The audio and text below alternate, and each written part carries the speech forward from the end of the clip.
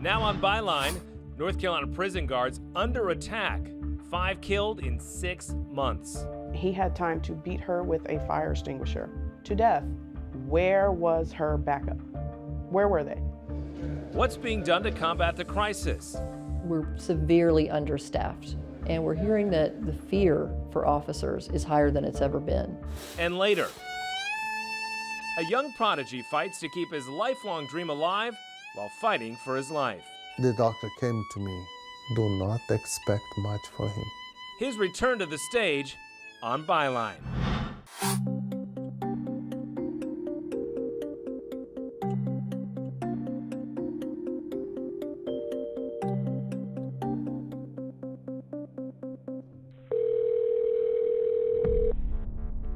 Bertie County 911, what's the location of your emergency? Bertie Correctional, I need an ambulance here now. I have an officer down.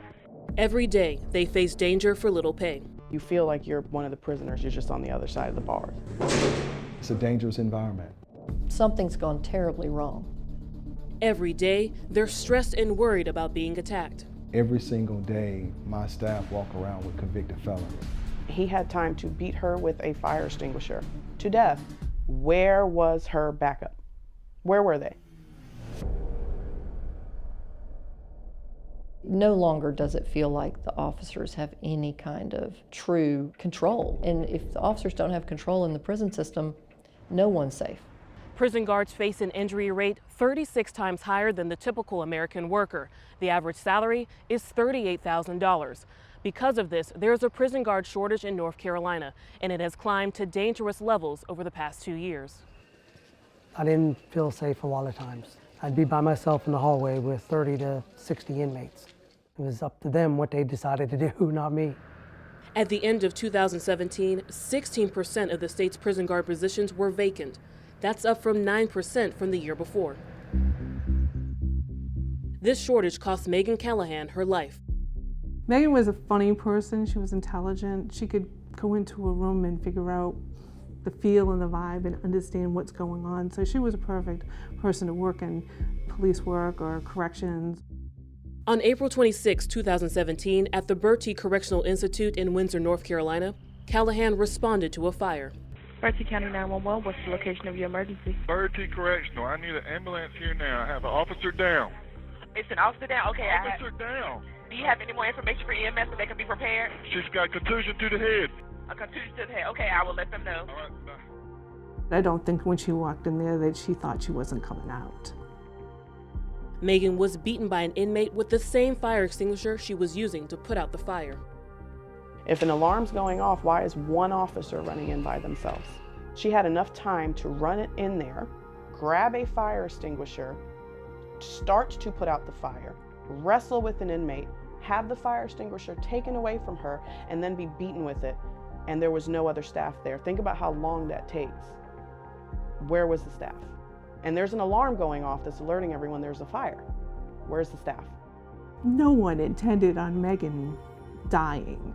But I do believe that they took people's lives for granted by not doing what they needed to do before Megan died, and certainly after Megan died. That prison should have been on lockdown until they were up to capacity of staff that they should have had. It's not on lockdown. So those people are still in danger.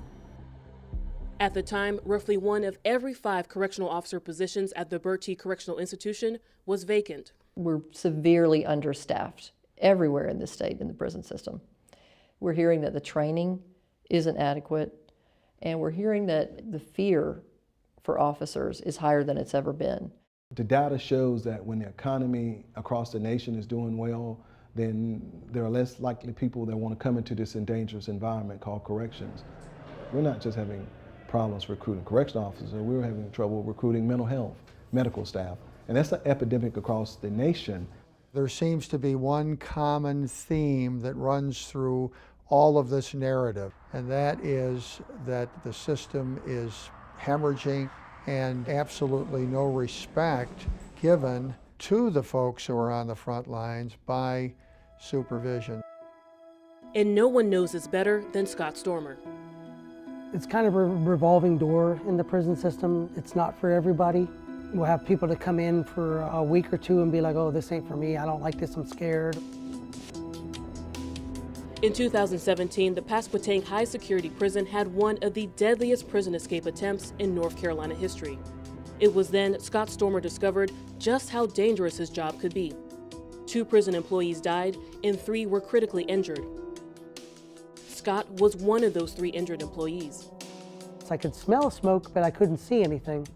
And when we ran around the corner, the inmates were jumping off the back loading dock. And Officer Midget was laying on the ground holding his head because they were just beating on him with hammers and stabbing him. An officer struck multiple times with a hammer. I've got closeted raccoon eyes. Inmate Buckman and inmate Brady, they told us, well, you're going to have to kill us. Significant bruising and bleeding. Working on a whole lot of stuff right now. We'll get to you probably in about 8 to 10 minutes. I was trying to talk to inmate Monk, who was closest to me, and I said, come on, man, it's over. It's just, you might as well just give up. And then he jumped towards me, and that's when I pepper sprayed him, and then I struck him in the leg with my baton. And at that moment, inmate Frazier ran over and stabbed me in the back, twice in the back, and then when I fell forward, he stabbed me again by my right kidney, and I fell forward and rolled out of it.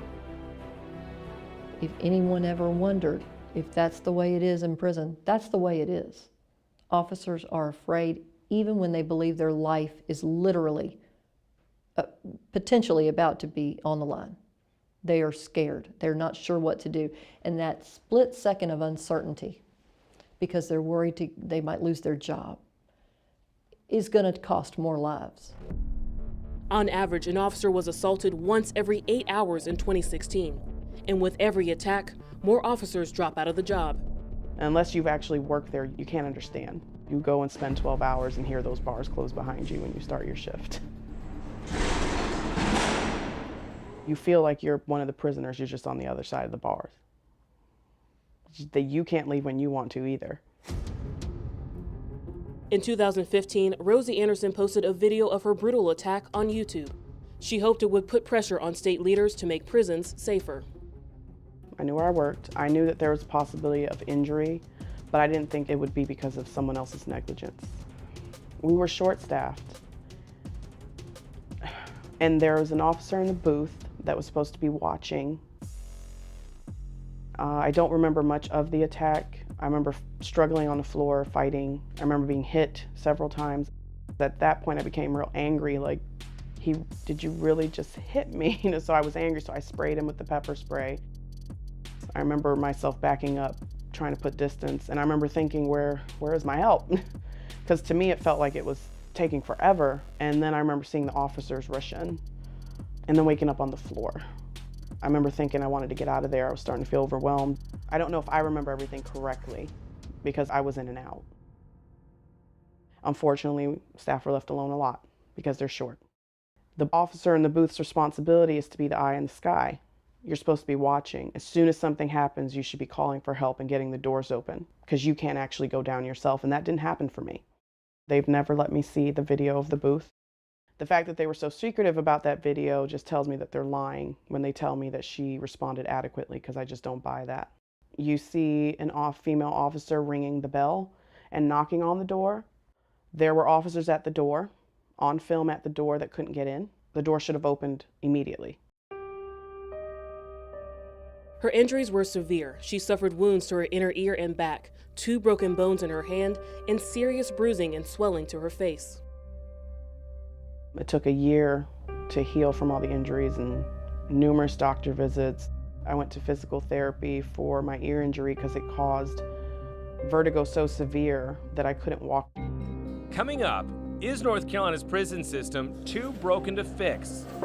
Most institutions could easily be described as a powder keg waiting to blow.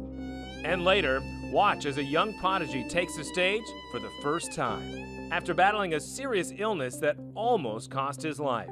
If he doesn't get this transplant, we don't know tomorrow what can happen. When Byline continues.